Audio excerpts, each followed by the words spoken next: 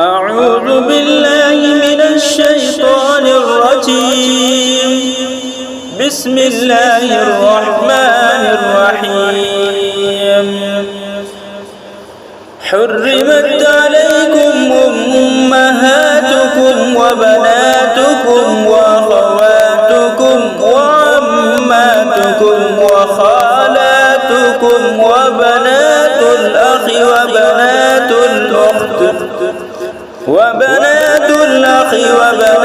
الأخت وأمهاتكم اللاتي أرضعنكم وأخواتكم من الرضاعة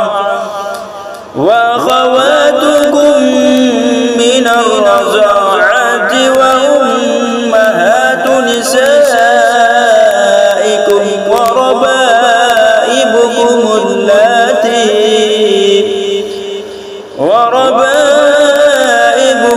اللاتي في حجوركم من نسائكم اللاتي دخلتم بهن، فإن لم تكونوا دخلتم بهن فلا جناح عليكم، وحلائل أبنائكم الذين من أصلابكم، وأن تجمعوا بين الأختين إلا ما قد سلف، إن الله كان غفورا رحيما.